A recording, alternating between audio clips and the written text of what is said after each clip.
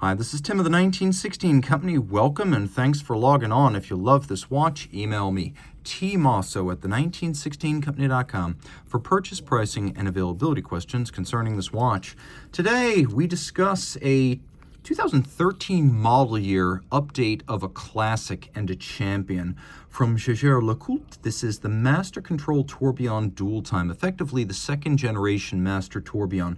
The original won an all-out battle with top rivals, including JLC's own Gyro-Tourbillon 2 at the Chronometry Concours of 2009, where this caliber 978, exactly as you see in this watch, not only bested the best in the business, but beat JLC's own Gyro-Tourbillon 2, the large reverso with the multi-axial tourbillon, both placed in the top two, but this placed first and the Gyro placed second. How accurate was this watch in the test? Well, the movement, the 978, gained 47 seconds annualized over a period of a year as tested, and it won the inaugural Concours de Chronometry. So this is a decorated champion, but now in a more wearable size, with a few aesthetic refinements that make it even more desirable. When the original debuted in 2006, the focus was on its accuracy and its low price. Here, JLC has not looking askance to grace, as it seems more like a dress watch, whereas the original had more of a brutal sports watch style case. We're still 41.5 millimeters in diameter, but 12.4 millimeters thick, and from lug tip to lug tip, 48.4 millimeters with a 21 millimeter spacing between the lugs. Now we're going to throw the watch on my wrist, which is 16 centimeters in circumference. This is a stiff strap. It's not broken in, so I'm pulling this very tight. Keep in mind that it's going to shrink my wrist from side to side, so particularly over the top, the watch looks wider than it really is. I'm going to loosen up a bit and show you down the barrel. This is the decisive angle. I believe that you can wear this watch on a wrist of 15 centimeters circumference if your wrist is round. If your wrist is flat across the top like my 16 centimeter wrist, if your wrist is flat like mine on the top, you can wear this on a 14 centimeter circumference wrist. And it actually is flat enough with a sloped case flank that it should fit on most dress cuffs. High-grade strap, no joke. JLC getting with the best brands in the business like Vacheron, De Bethune, and F. Pigeon, using gator on both sides. No compromise. Large rectangular scale, symmetrical scale gator. Always a rare and expensive cut of the beast. And you can see here a dark blue with a semi-gloss finish, a little bit of bolstering or stuffing to give it volume.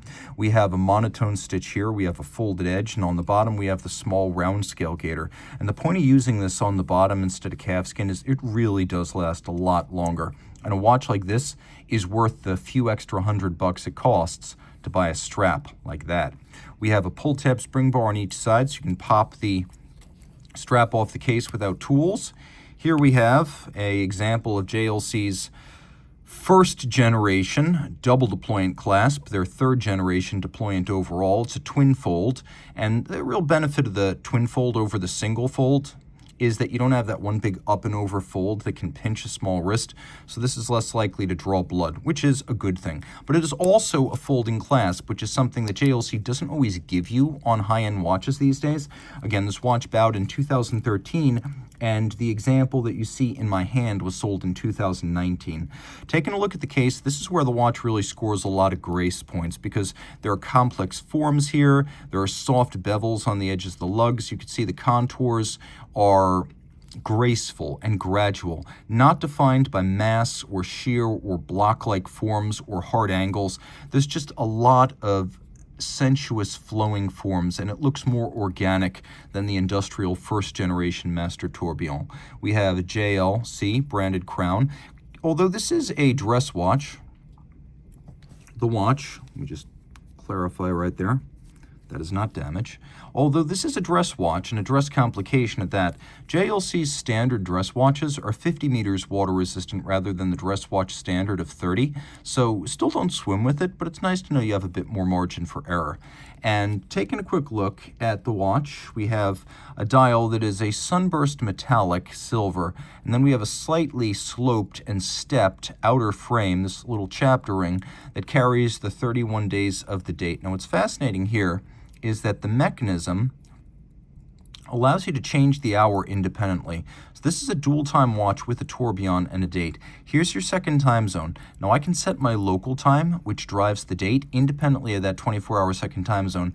But under a system that JLC perfected on other models, we now have this mechanism that allows the date indicator to jump straight from the 16th, or the 16th to the 15th, and the 15th to the 16th, depending on which way you're adjusting this. So it will never block your view of the tourbillon, which is very cool. Now, when I pull the crown out all the way, you can see I'm able to adjust that 24-hour independent second time zone, and you can synchronize those two things together if you like. That's absolutely fine. Most people use them to display two different time zones. We have applique dart style indices, and then we have by Arabic numerals 9 and 3, all applique on the dial. The watch is actually better loomed than you might expect. I'll turn the light out, get a look at that. The hands are Dauphine style, but half frosted to make for better contrast against the dial base. And then the tourbillon is vastly upgraded from an aesthetic standpoint over the prior variant.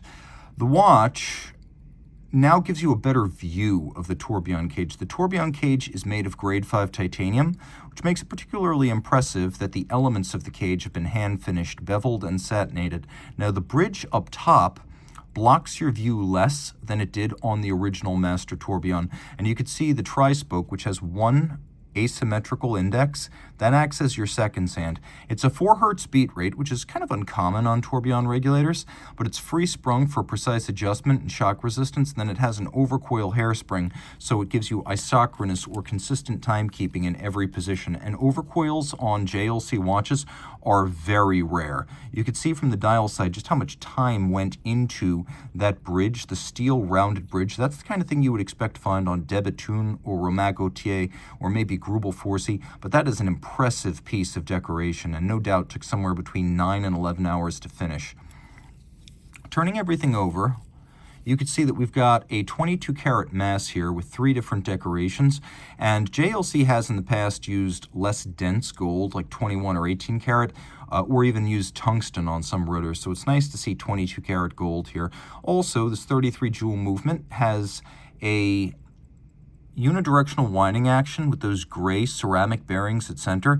Unidirectional in the real world, not on a winder, but in the real world, unidirectional is more efficient than bidirectional. And ceramic bearings improve efficiency as well as durability. This watch has a 45 to 48 hour power reserve.